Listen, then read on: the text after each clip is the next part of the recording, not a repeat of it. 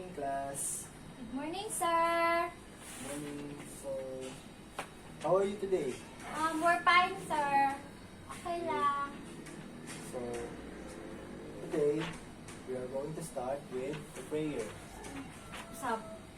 Hinay, kigatingog. Today, we're gonna start. Sino mo gusto niya, sir? 1, 2, 3, action! Good morning, class. Hey, good morning, sir. Morning. So, how are you today? We're fine, sir. I'm okay. Okay, very good. So, please stand up so that we can go with our prayer. So, in the name of the Father, and of the Son, and of the Holy Spirit. Amen. Lord God, thank you for this day.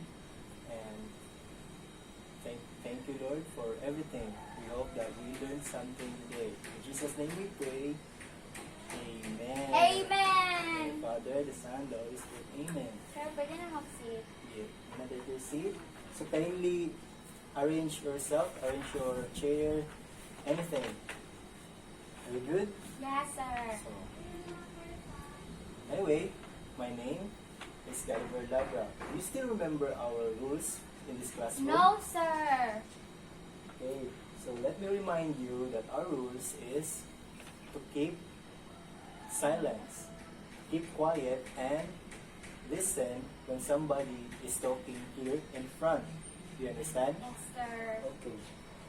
So for today's lesson, you are expected to identify the different symbols of notes and rest, and to state the meaning of rhythmic pattern, and also to demonstrate the rhythmic pattern through clapping in a time signature. Do you understand? Yes, sir. Okay. So first, I have here a picture. Can you see the picture? Yes, sir. So may I call on Kyra? Stand up. So what have you noticed in this picture? Those notes, sir, are music notes. Music notes? Yes, that's right. What else? I think our lesson for today is about music. Let's see. So thank you for your answer, Miss Kyra May. So before that, before we will go into proceed to our discussion, we will have first our activity, right? So I will group you into 4. So I have here the different kinds of notes. So I would like you to collaborate with your classmates and identify the beats of each note. Well, Okay, it is sir. just based on your understanding. Okay? So I will give you time to practice and present here in front. Do you understand? So group 1, and then group 2, group 3, and 4. Okay. Thank you. So any questions about the activity? None so far, sir. Okay, I think let's start. Okay, so I think that you're done. Thank you for the presentation of group 1. So I think group 2 now is the next. So, our note is the whole note. So, before, sir, on our previous year level, we have discussed about the notes, and we have remembered that the whole note have 1, 2, 3, 4 beats. That's all, sir. Thank you. Thank you for your presentation. And thank you for everyone to participate.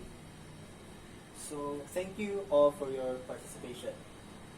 So let's proceed now.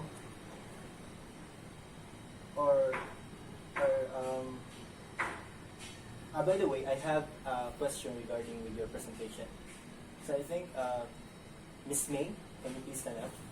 Yes, sir. So for you, what have you observed in your presentation?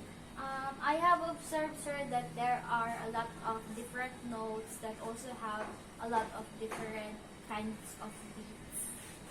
Okay, can you please can you identify the difference between each presentation? So, the presenters, like for example, group 1, they have presented the half note which only have 2 beats, and our group presented the whole note which has 4 beats. So, they have different kinds of numbers. Okay, thank you. Now take your seat. So, anyone who can guess what is our topic for today? Our music! All about notes! Yes, that's right. So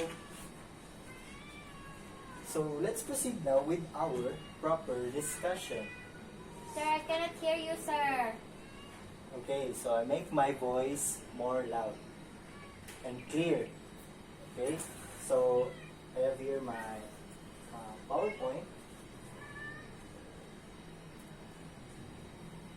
Kindly listen with our discussion.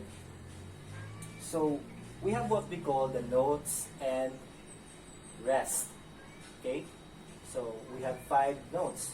What we call whole note, the half note, quarter note, 8th note, and 16th note, which are this one.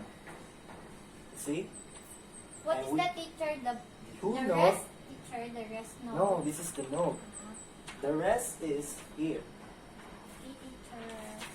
This is the Rest. full rest, half rest. What do we call this? Quarter rest. That's right. And 8 8 rest rest. and 16 rest. Okay. That is the different kinds of symbols. So the next one is we have what we call the rhythmic pattern. Okay. So what is rhythmic pattern? Rhythmic pattern as a succession of musical event contained within a single metric unit that corresponds to a single main beat. Okay? So, as it contains 4 beats of 16 note level, there are 2 to the power of 4 equals 16 possible combination of events within a pattern. So we have 3 kinds of pattern. Right? Do you follow? So first is the entrainment pattern. Also, we have polyrhythmic pattern and syncopated pattern. Do you follow? Yes, sir. So the next one is the time signature. So what is time signature? It's also known as a meter signature or a measure signature. Right? It is a notational convention used in Western musical notation to specify how many beats or pulses are constrained to each measure or bar. Okay? Okay. Thank you, Ms. Kaira. And which note's value is equivalent to a beat. Do you understand? Yes, sir. Okay. So, in our discussion, I would like to ask something. Would like to ask something. Can you please stand, Ms. Kaira? So in our discussion,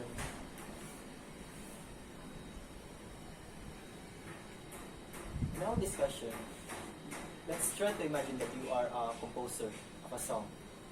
So, how would you apply rhythm to come up with a clean musical piece?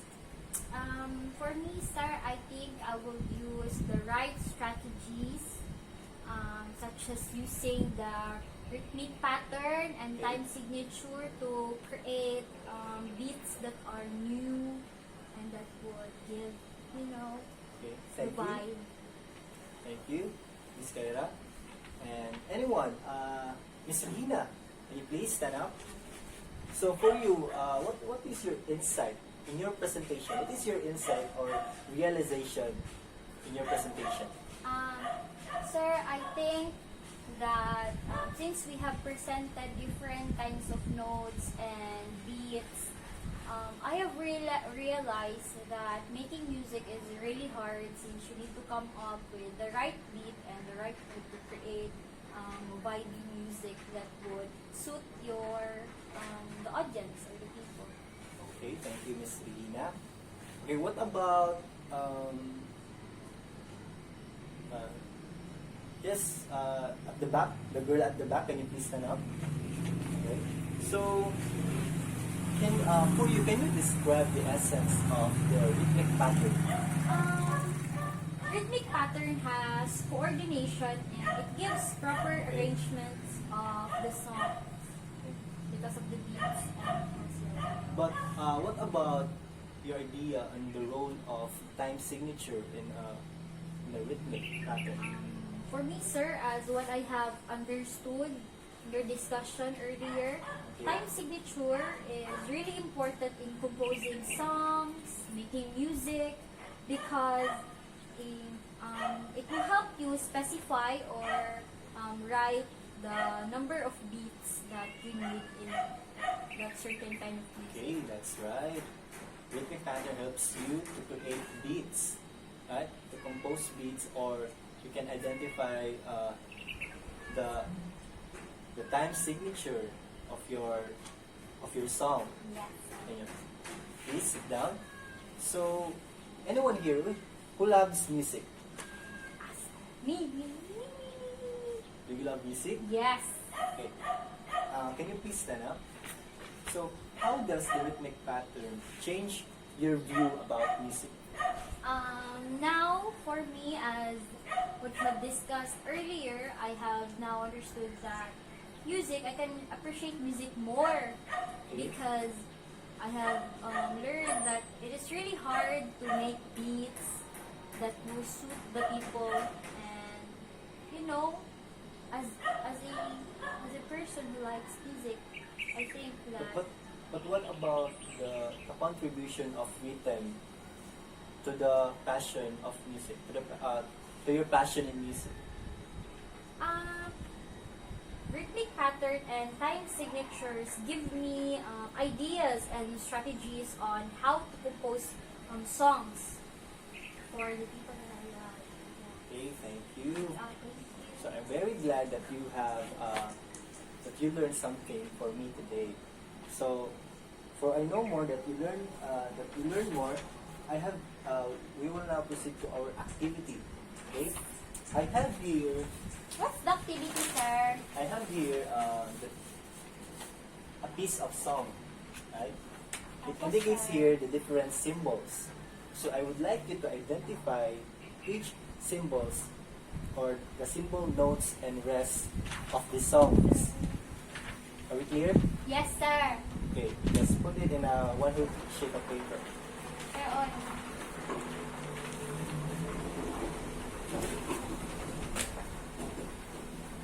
Okay? So I I'm think, done. okay, so I think that you're all done. Can you please pass your paper? Thank you. So, for your assignment, okay, I would like you to think of a song. Do you have a favorite song? Yes, teacher. Marami. Okay. Can you give the corresponding notes and rest of Only that song? one, sir. Only one song. Okay, Then give sir. the corresponding notes and rest of that song. Okay, Then sir. pass it tomorrow. Okay. Okay, class? Sir, Yes? where should we put it, sir? One whole sheet In a of one whole paper? sheet of paper. Please, sir. Okay? So, thank you. Thank you, class. And Thank you, sir. see you tomorrow. See you tomorrow, sir. Bye-bye. Bye-bye. Break it down. Bi, wala man doon nag-record.